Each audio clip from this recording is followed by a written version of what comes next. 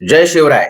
नमस्कार मित्रांनो. मागील भागांमध्ये वराडातील मेळघाटच्या घनदाट जंगलामधले नरनाळा व गाविलगड आम्ही सह्याद्री नेचर ट्रेल्स मध्ये आपल्याला दाखवले. आता आपण आलो आहोत अरबी सागराच्या किनाऱ्यावर नारळी पोफळीच्या बनातील कोकणातील जलदुर्गांच्या भेटीला. हा विख्यात जलदुर्ग हल्लीच संयुक्त राष्ट्र संघाच्या युनेस्को संघटनेतर्फे जागतिक वारसा स्थळ म्हणजेच वर्ल्ड हेरिटेज साइट मध्ये मराठा लष्करी स्थापत्य या विषयाअंतर्गत समाविष्ट केला गेला आहे. श्रीमंत छत्रपती शिवाजी महाराजांच्या लष्करी स्थापत्य प्रतिभेतून पुनर्निर्मित झालेला हा किल्ला मराठा नौदलाचा आधारस्तंभ होता. शिवरायांच्या कालखंडानंतर सरखेल कान्होजी आंग्रे, सरखेल संभाजी आंग्रे, सरखेल तुळाजी आंग्रे, त्याच्यानंतर सरखेल रुद्राजी धुळू, चांद्राव धुळू अशा सागरी वीरांनी विजयदुर्गाच्याच आधाराने फिरंगी, इंग्रज, वलंदेज म्हणजेच डच अशा जळचर बलिष्ठ सत्तांना धाकात राखले. चला तर मग विजयदुर्ग मालिकेमध्ये आता आपण जाणून घेऊया या किल्ल्याचा जाज्वल्य इतिहास, भक्कम बांधकामातील बारकावे, किल्ल्याजवळ आरमाराच्या सुक्या गोदीचे रहस्य आणि मराठा कालखंडातील चित्रकलेच्या खुणा जपणारे सुंदर असे श्री देव रामेश्वराचे प्राचीन मंदिर. त्याचबरोबर जाणून घेऊया विजयदुर्गाच्या समोरच समुद्रातल्या पाण्याखाली असणाऱ्या जहाजरोधक भिंतीचे गुपित, ज्यामुळे कदाचित संपूर्ण भारतात हा किल्ला एकमेव द्वितीय ठरतो. हा किल्ला सिंधुदुर्ग जिल्ह्यातील देवगड तालुक्यातील वाघोटन खाडी किनारी अस्तित्वात आहे.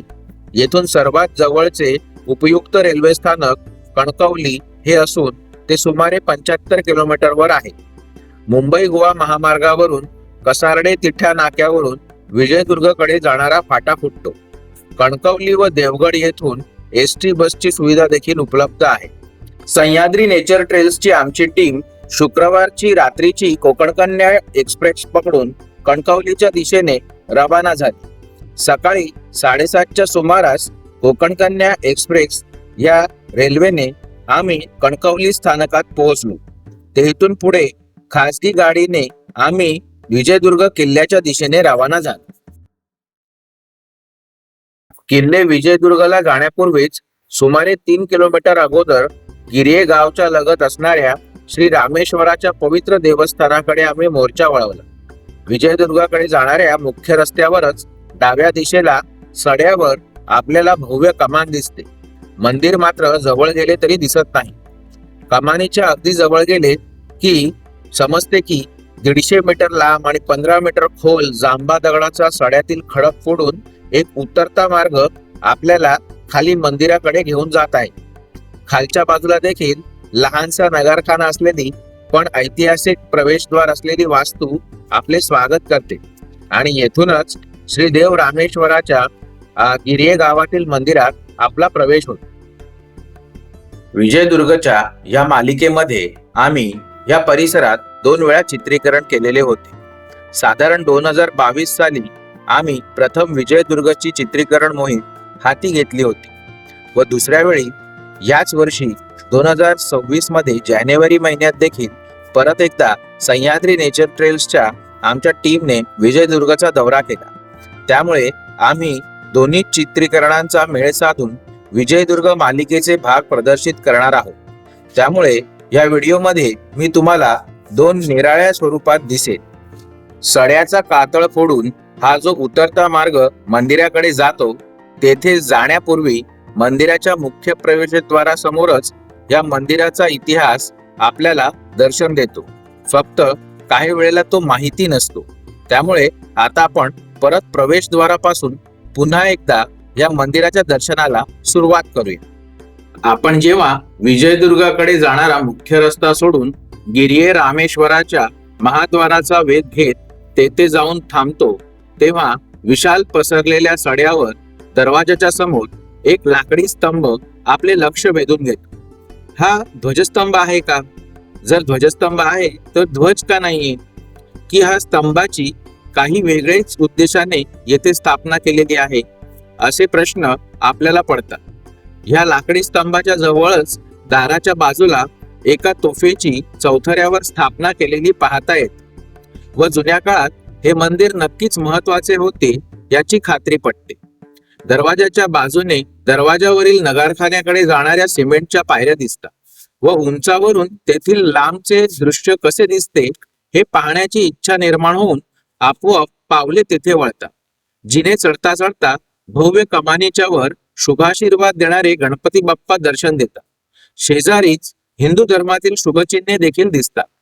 नगारखान्याच्या मंडपावर 2 सुबक हत्ती सोंडांमध्ये बळकटपणे भगवा ध्वज धरून भाविकांचे स्वागत करताना दिसतात. या दाराची संपूर्ण बांधणी विटा, चिरे आणि सिमेंट मध्ये आधुनिक पद्धतीचे केल्याची जाणवते. याच दरम्यान आपण वर पोहोचलेलो असतो. नगारखान्याच्या प्रशस्त मंडपातून लांबवरचे निसर्ग दृश्य पाहता येतेच, पण सड्याचा जांबाद खडक फोडून उतरत जाणारी वाट देखील निश्चितपणे आपल्याला आश्चर्यचकित करते. चौफेर नजर फिरवताना मुख्य मार्गाच्या दिशेने परत लाकडी खांबाचा चौथरा दृष्टीस पडल्याने मगासचे कुतूहल परत जागृत होते. मित्रांनो, आपण विजयदुर्ग किल्ल्याला जेव्हा जातो तेव्हा मुख्य मार्गाच्या 2 किलोमीटर आधी रामेश्वर देवस्थान नामक एक सुंदर असं मंदिर कोकणच्या झाडीत आपलं स्वागत करत असतो. विजयदुर्ग किल्ला बघण्याच्या आधी सर्व इतिहासप्रेमी रसिकांनी ह्या मंदिराला जरूर भेट द्यावी, कारण हे मंदिर दादरा आणि नगर हवेली या केंद्रशासित प्रदेशाच्या निर्मितीसाठी कारणीभूत आहे. होय, मी बरोबर बोलतोय. कोकणच्या सिंधुदुर्ग जिल्ह्यात असलेलं हे ताडबाजूचं मंदिर हे दादरा आणि नगर हवेलीच्या निर्मितीसाठी कारणीभूत आहे. कारण हे जे तुम्हाला समोर दिसतंय हा उंच असा ध्वजस्तंभ नसून एका जहाजाची डोलकाठी आहे. सॅन्टा ॲना नावाचं पोर्तुगीज जहाज होतं. त्या जहाजाची मध्यभागाची मुख्य डोलकाठी ही जी तुम्हाला दिसते ती समोर आहे. हे मराठ्यांच्या नौदलातील पराक्रमाचं विजयाचं प्रतीक म्हणून रामेश्वराच्या मंदिराला अर्पण करण्यात आलेलं आहे. अशी कथा आहे की 19 मार्च 1772 रोजी सुभेदार जानराव धुळप यांच्या कालखंडामध्ये ही पराक्रमाची कथा घडून येते. मराठ्यांना बातमी मिळते की चीनच्या मकाऊ या पोर्तुगीज वसाहतीतनं मोठे फिरंगी जहाज गोव्यात येणार आहे. मराठा आरमार गोव्याच्या दक्षिणेला कारवारला दबा धरून बसतो. जेव्हा हे जे मोठं जहाज आहे हे मकावरून गोव्याच्या दिशेने कारवारच्या जवळपास येतं, तेव्हा त्याच्या बरोबर असलेल्या संरक्षक रस्त्यावर मराठा आरमार चाल करून येते. गोव्यामध्ये ही खबर कळते तेव्हा गोव्यातल्या पोर्तुगीज नौदलाचं एक फ्रिगेट सांता ॲना पाठलागावर येते. या दरम्यान मराठी 2 पोर्तुगीज जहाज जे व्यापारी दस्ता मकावरून येणार असतो त्यातली 2 जहाज जप्त करून सिंधुदुर्गाच्या उत्तरेला पोहोचतात. मराठा दौलत काही कामासाठी ही जहाज म्हणजे सिंधुदुर्ग किल्ल्याच्या जवळच नांगरून किल्ल्यामध्ये जातात. त्याचा फायदा घेऊन सॅन्टा ॲना म्हणजे ही जी डोलकाठी दिसते त्या डोलकाठीचं जहाज या 2 जहाजांवर आक्रमण करते. दुर्दैवाने ही जी जहाज आहे ही फिरंगी परत कब्जात घेतात आणि सिंधुदुर्ग किल्ल्यापासून दूर जातात. मराठा सैनिक परत नौदलावर येऊन पाठलाग करतात आणि सॅन्टा ॲना तेव्हा प्रतिकार करते. फिरंगी व्यापारी जहाज तर पळून जातात, पण मराठी ही फिरंगी फ्रिगेट धरून विजयदुर्गला आणतात. त्याच्या विरुद्ध गोव्याच्या विजराई म्हणजे व्हॉइसरॉयने पुण्याच्या दरबारामध्ये पेशव्यांकडे तक्रार केली की तुमचा आमचा तह असता मराठा नौदल असं कसं करू शकते. तेव्हा पुणे दरबारातनं विजयदुर्गच्या सुभेदाराच्या कचेरीवर हुकूम बजावण्यात आला की सॅन्टा ॲना परत द्या. आणि त्याचमुळे जेव्हा आपण युद्धामध्ये जिंकतो पण तहात हरतो अशी जी म्हण वापरली जाते तीच त्या काळातही प्रचलित होती असं म्हणावं लागेल. मराठा दरबाराचा हुकूम ऐकून निरुपायाने पोर्तुगीजांची युद्धनौका त्यांना परत दिली गेली, पण ते करताना जानराव धुळपांनी त्याची डोलकाठीच कापून घेतली आणि देवाला अर्पण करून टाकली. देवाला अर्पण केल्यामुळे डोलकाठी परत देणं हे पेशव्यांच्याही अधिकारात राहिलं नाही आणि बिना डोलकाठीची मुख्य युद्धनौका पोर्तुगीजांना परत दिली गेली, जी त्यांच्याही फारशा उपयोगाची नव्हती. म्हणून हा खटला परत सुरू झाला आणि युद्धनौकेच्या किमती एवढा सारा वसुली करण्याचा हक्क हा डांग जिल्हा जो आहे गुजरात आणि बागलाणच्या हद्दीवर, तेथून मराठा सरकारने युद्धनौकेची किंमत वसूल करण्यासाठी पोर्तुगीजांना देऊ केला. या लढाईची नुकसान भरपाई म्हणून मराठा केंद्रीय दरबारातनं दादरा आणि नगर हवेलीचा मोकासा फिरंग्याला देण्यात येतो. अशा रीतीने म्हणजे दादरा आणि नगर हवेलीचा मोकासा म्हणजे काही वर्षाकरता करवसुली करण्याची मक्तेदारी त्यांना सोपवण्यात येते. पण ह्याच्यानंतर ही कथा जेव्हा 1772 रोजी घडते, त्याच्यानंतर ते साधारण 30 ते 40 वर्षाचा हा मक्ता असतो. पण 30-40 वर्ष संपेपर्यंत 1818 रोजी दुर्दैवाने पेशवाईचा अस्त होतो आणि त्याचबरोबर केंद्रीय मराठा सत्ता समाप्त होते.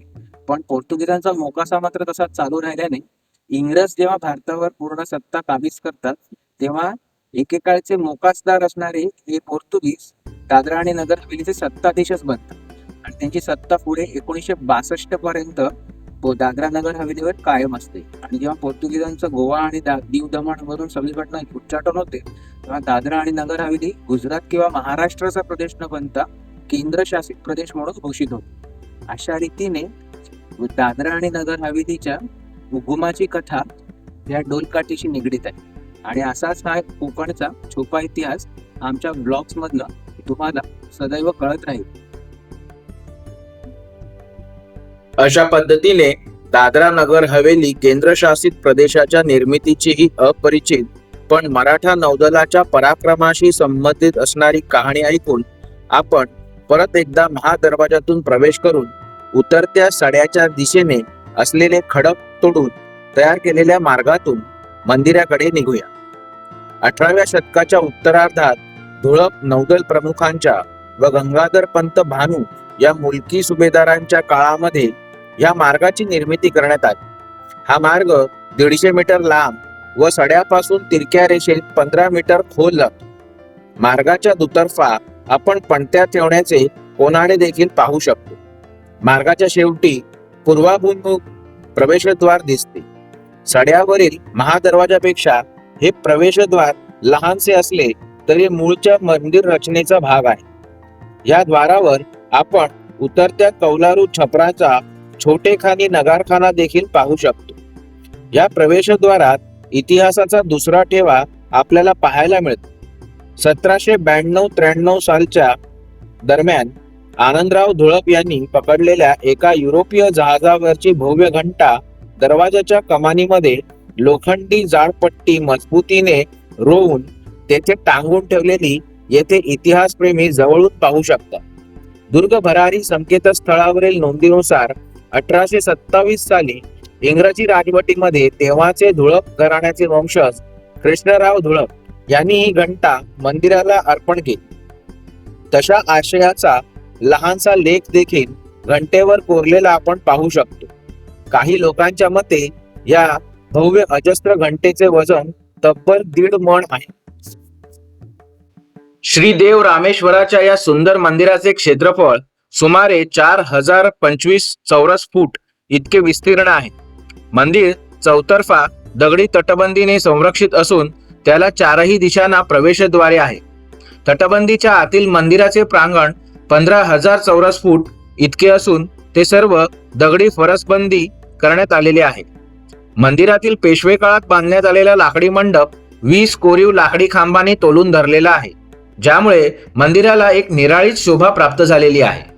प्राचीन दगडी बांधणीच्या मंदिरांप्रमाणे याही मंदिरात मुख्य सभागृह, मग अंतर्गत सभागृह किंवा अंतराळ व सगळ्यात शेवटी श्री स्वयंभू रामेश्वराचे शिवलिंग असणारे पवित्र गर्भगृह अशीच रचना आहे.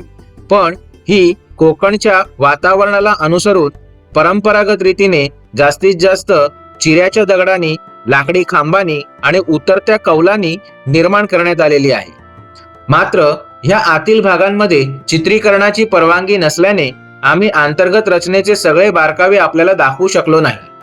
पण आतील अंतराळ भागात दणकट पण अतिशय कोरीव असे मोठे लाकडी खांब असून त्यांची रचना सभागृहातील खांबांपेक्षा वेगळी आहे.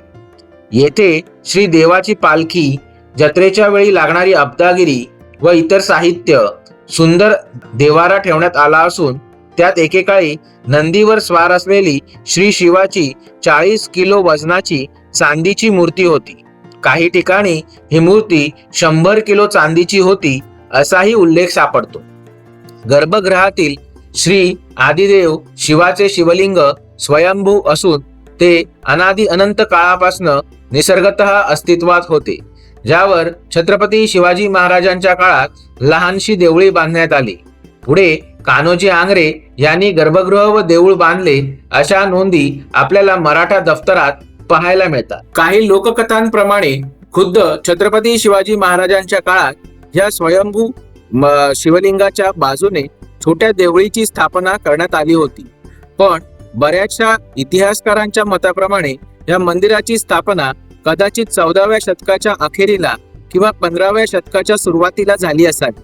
मात्र सुभे विजयदुर्गच्या मराठा दफ्तरातील नोंदीनुसार आपल्याला समजते की मूळची लहान देवळी हटवून आज दिसणारा गर्भगृहाचा भाग सरखेल कान्होजी आंग्रे यांनी नव्याने बांधवून घेतला.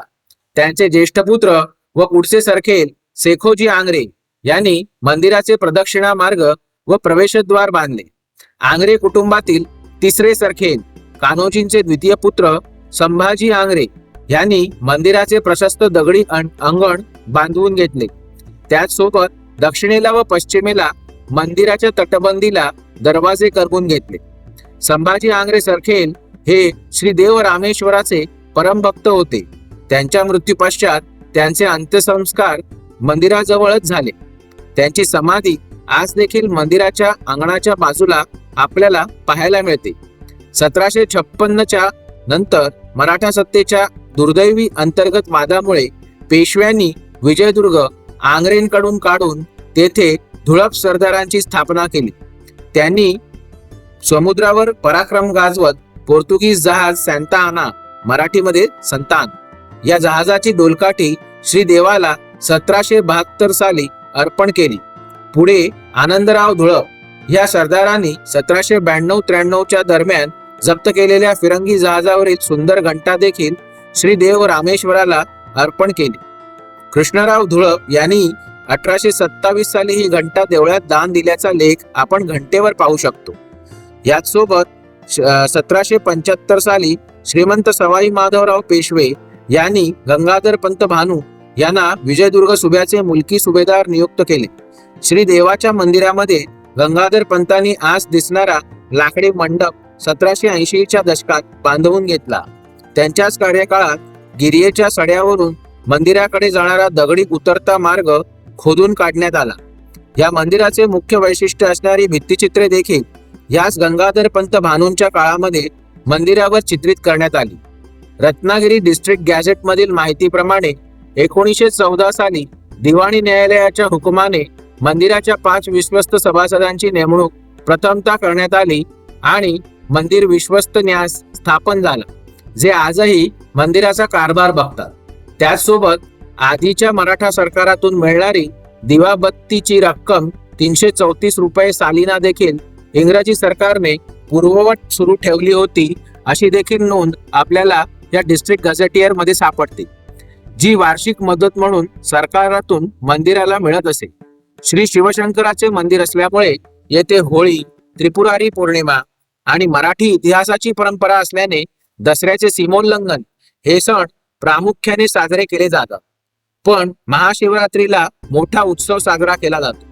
श्रावण महिन्यात देखील पंचक्रोशीतील सर्व ग्रामस्थ सोमवारी भक्तिभावाने दर्शनासाठी मंदिरात येतात. मंदिराचा परिसर सड्याच्या पायथ्याशी असणाऱ्या गर्द वनराईमध्ये लपला असून पवित्र स्थळाची एक पवित्र शांतता व श्री शिवशंकराच्या दिव्य शक्तीची अनुभूती आपल्याला या मंदिरात शिरताच अनुभवायला मिळते.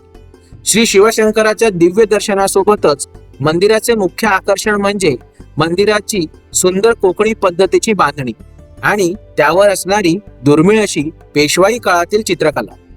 जेव्हा आपण मंदिरात प्रवेश करतो तेव्हा सभा मंडपातच मंदिराच्या गर्भगृहाच्या भिंतीवर सुंदर व नैसर्गिक रंगातील चित्र काढलेली आपल्याला पाहायला मिळतात. मंदिराला बाहेरून प्रदक्षिणा घातली असता गर्भगृहाच्या बाह्य बाजूने आपल्याला रामायण व इतर पौराणिक विषयातील चित्र पाहायला मिळतात. मराठा चित्रशैलीतील भिंतीवर चित्र असणारे हे बहुधा कोकणामधले एकमेव मंदिर आहे. त्यामुळे ही चित्रे पाहण्यात एक वेगळाच आनंद मिळतो. या चित्रांच्या रूपाने जणू मराठा इतिहासच आपल्याशी बोलू लागतो. कालौघात ही चित्रे निसर्गाच्या आघाताने व समाजाच्या बेफिकीरपणामुळे खूपच खराब झाली होती. कोकणातील धुवाधार पावसाच्या माऱ्यातही सुमारे 2 दशके उघड्यावर असणाऱ्या या भित्तिचित्रांनी टिकाव धरला होता, पण बऱ्याच ठिकाणी या नैसर्गिक आघातांनी ती चित्र फारच पुसट झाली होती. हल्लीच पुरातत्व खाते व मंदिर विश्वस्त सभेच्या संयुक्त प्रयत्नांनी गेल्या 2 वर्षांपासून जुन्या मूळ पद्धतीप्रमाणेच नैसर्गिक रंग तयार करून या चित्रांना नवचैतन्य प्राप्त करून देण्याचे काम अतिशय विद्वान अशा शास्त्रज्ञांच्या मार्गदर्शनाखाली शास्त्रीय पद्धतीने सुरू आहे. पुरातत्व खात्याचे शास्त्रज्ञ व कला विशेषज्ञ मंदिर संस्थानाकडे असणाऱ्या जुन्या फोटोंचा आधार घेऊन मूळ चित्रांचा अभ्यास करून ती चित्र जशीच्या तशी परत निर्माण करत आहे. त्याकरता पुसट झालेल्या चित्रांचे पुनरुज्जीवन करून त्यांना मूळ नैसर्गिक रंगाने रंगवून ती या मंदिराच्या ऐतिहासिक वैभवाच्या काळात जशी होती तशीच करण्याचा प्रयत्न केला जात आहे.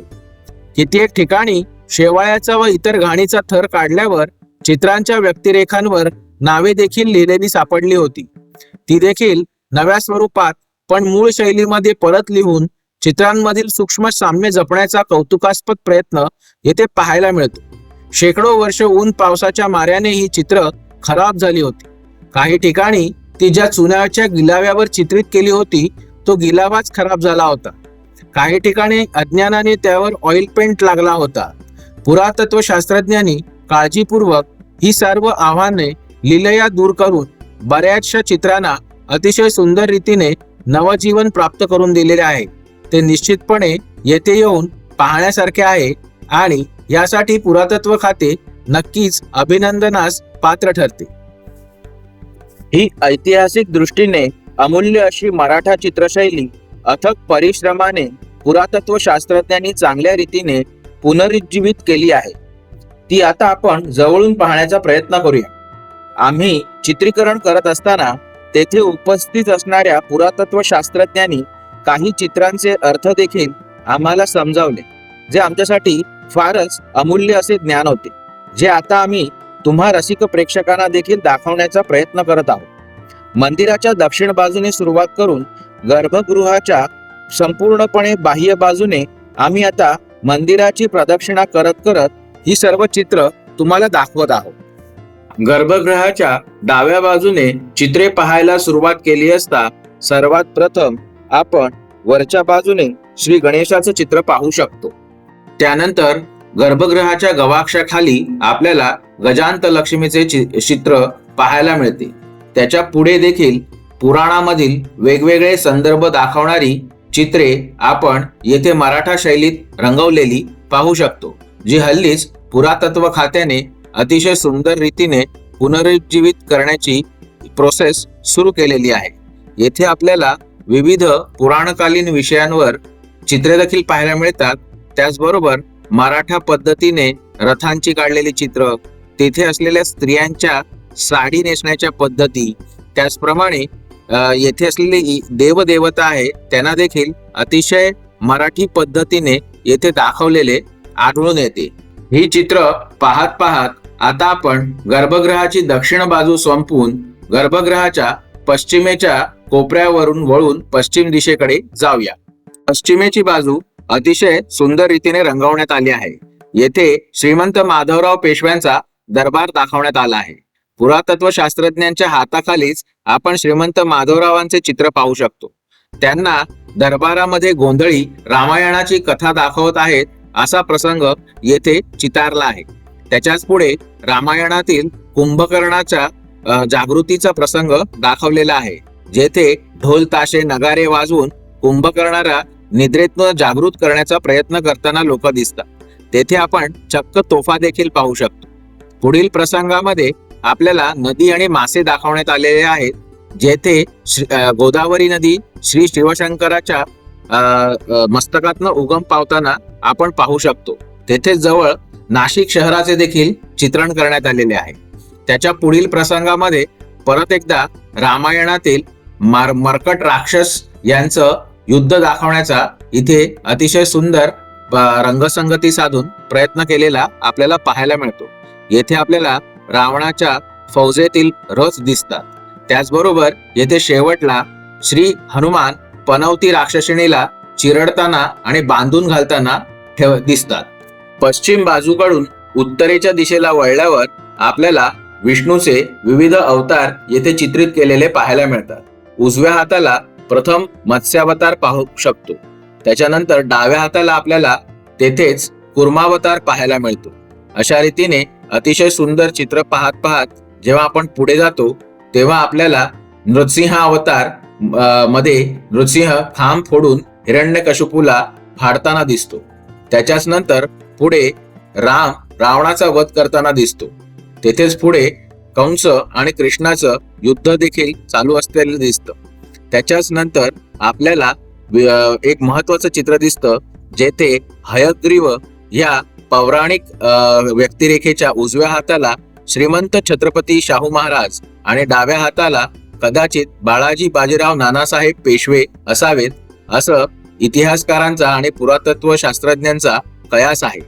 अशी विविध चित्र पाहत पाहत आपण पुढे सरकतो आणि येथे असलेले पौराणिक कथांचे संदर्भ पाहून आश्चर्यचकित व्हायला होते.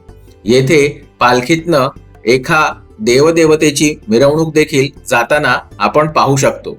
पण काही कथांचे मात्र कुठले काय संदर्भ आहेत हे मात्र अजूनही सांगता येत नाही.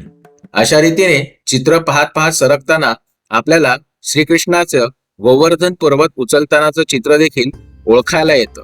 त्याचबरोबर पुढे पुढे पाहत जाताना आपल्याला विविध चित्रांमध्ये संदर्भ शोधण्याची जणू स्पर्धाच लागते.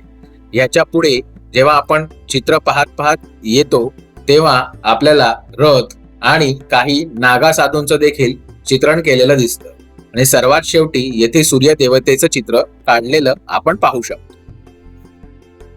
चित्रकलेसोबतच या मंदिरामध्ये लाकडी नक्षीकामाचे देखील उत्कृष्ट नमुने आपण बारकाईने पाहिले असता आपल्याला येथे अनुभवायला मिळतात. उत्तर बाजूच्या भिंतीमध्ये असणाऱ्या गवाक्षावर अप्रतिम लाकडी कोरीव काम नक्कीच एक क्षण थांबून पाहण्यालायक आहे. त्यासोबत उत्तर मराठाकालीन लाकडी सभामंडप देखील मराठा लाकडी बांधकाम शैलीचा उत्तम नमुना आहे. 2 खांबामधील महिरपी, खांब्याच्या कोपऱ्यावरील फुले, लाकडी छत हे नक्कीच पाहण्यालायक आहे. या सुंदर अशा सभागृहात बसून श्री शिवशंकराचे ध्यान येणारे सर्व भाविक नक्कीच करू शकतात. अशा रीतीने श्री शिवशंकराच्या ऊर्जेने पवित्र झालेले हे गिर्ये येथील सुंदर असे शिवालय आपण पाहिले. याच महादेवाचे स्मरण करून आणि त्याचाच राक्षस निर्दाळनाचा आदर्श ठेवून विजयदुर्ग रूपी त्रिशूळ छत्रपती शिवरायांनी परकीय जळचर सत्तांवर उगारला. त्यांचाच हा सागर संरक्षणाचा वसा श्री देव रामेश्वराच्या चरणी नतमस्तक होऊन सरखेल कान्होजींनी पुढे चालवला. श्री महादेवाचे नमन करून व हर हर महादेव रणगर्जना करून संभाजी आंग्रे, तुळाजी आंग्रे सरखेलांनी फिरंग्यांना नमवले व ह्याच रामेश्वराला फिरंगी घंटा अर्पण करून धुळपांनी मराठा नौदलाचा भगवा उंच आकाशात फडकावला. हे मंदिर केवळ धार्मिकच नाही तर इतिहासाचा देखील अमूल्य ठेवा आहे. येथे घडलेल्या पराक्रमी इतिहासामुळे भारताचा राजकीय नकाशा देखील बदलला गेला. त्याचीच महती सांगत आजही सॅन्ता आनाची डोलकाठी दादरा व नगर हवेलीच्या प्रदेशाच्या जन्माचे गुपित दडवून श्री देवाच्या चरणी रुजू आहे. येथील दुर्मिळ मराठा चित्रशैली रामेश्वराच्या वैभवात आजही नव्या झळाळ्याने उजळून भर घालत आहे. त्यामुळे सिंधुदुर्गात फिरायला याल तेव्हा नक्कीच देवगड तालुक्यातील अजिबात टाळता न येणाऱ्या स्थळांच्या यादीमध्ये विजयदुर्गासोबतच गिर्ये रामेश्वराला दर्शनासाठी येण्यासाठी कधीही विसरू नका. पुढील भागात पुन्हा भेटूया मराठा सागरी वीरांच्या अपरिचित इतिहासासह आणि बघूया मराठा इतिहासातील एक अनोळखी प्रेरणास्थान. तोपर्यंत सह्याद्री नेचर ट्रेल्सचे व्हिडिओ पाहत राहा. हा व्हिडिओ आवडला असल्यास लाईक करा आणि आपल्या मित्रपरिवाराला आवर्जून फॉरवर्ड करा व चॅनेलवर पहिल्यांदाच भेट देत असल्यास आम्हाला नक्की सबस्क्राईब करा. धन्यवाद.